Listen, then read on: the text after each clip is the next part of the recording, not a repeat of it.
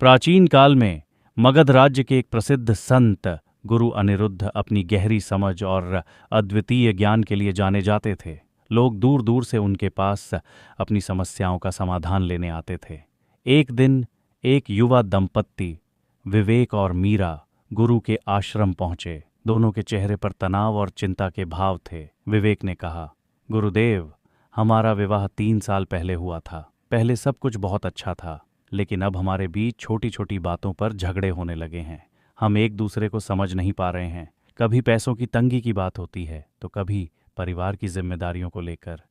मुझे लगता है कि हमारा रिश्ता धीरे धीरे कमजोर होता जा रहा है। मीरा ने भी अपनी बात रखते हुए कहा, गुरुदेव, मैं हमेशा यह चाहती हूँ कि विवेक मेरी भावनाओं को समझें, लेकिन वह अक्सर अपने काम में इतना व्यस्त रहते हैं कि हमारे बीच संवाद नहीं हो पाता।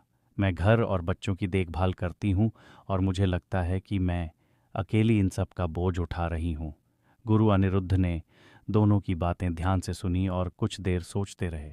फिर उन्होंने मुस्कुराते हुए कहा, मैं तुम्हें एक सरल लेकिन गहरी सीख देने वाला काम दूंगा। कल सुबह तुम दोनों पास के पहाड़ी इलाके में जाओ।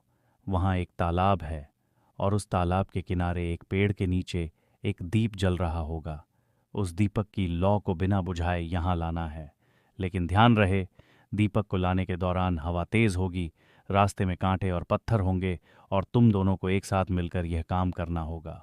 विवेक और मीरा को यह काम आसान लगा, लेकिन फिर भी वे आश्वस्त नहीं थे कि यह उनके दाम्पत्य जीवन की समस्याओं का समाधान कैसे हो सकता है। अगले दिन वे पहाड़ी की ओर चल दिए। रास्ते में मीरा ने दीपक को अपने हाथों में संभाला और विवेक उसके पीछे पीछे चलने लगे। जैसे जैसे वे आगे बढ़े, तेज हवाएं चलने लगीं।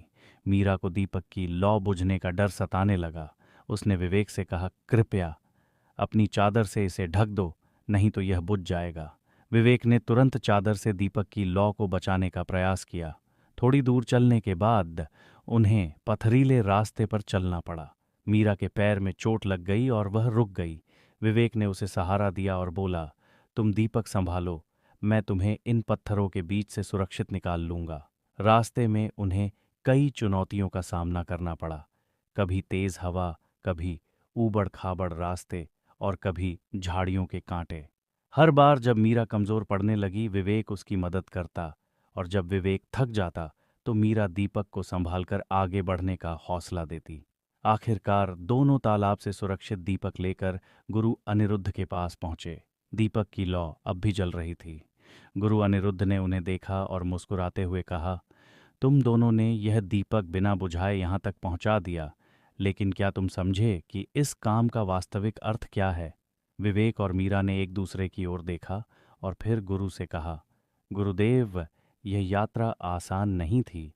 कई बार हमें लगा कि दीपक बुझ जाएगा, लेकिन हर बार हमने एक दूसरे की मदद की। अगर मैं थकता था तो मीरा आगे बढ़ती थी और अगर उसे कोई दिक्कत होती तो मैं उसकी मदद करता था। शायद यही हमें अपने रिश्ते में करना चाहिए, एक दूसरे का सहारा बनना और मुश्किलों में साथ देना। गुरु अनिरुद्ध ने धीरे से कहा, ठीक यही। दाम्पत्य जीवन एक लंबे सफ़र जैसा है, जहाँ रास्ते में कई कठिनाइयाँ, तूफान और चुनौतियाँ आएंगी।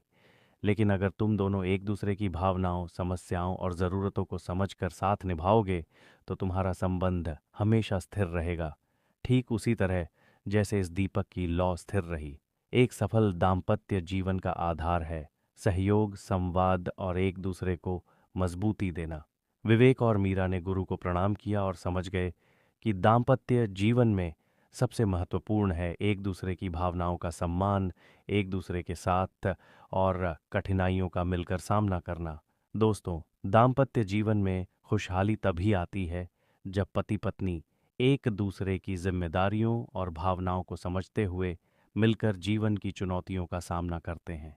जैसे दीपक की लौ को सुरक्षित रखना एक साथ मिलकर संभव हुआ, वैसे ही जीवन की कठिनाइयों में एक दूसरे का साथ और समर्थन ही रिश्ते को स्थिर और मजबूत रखता है।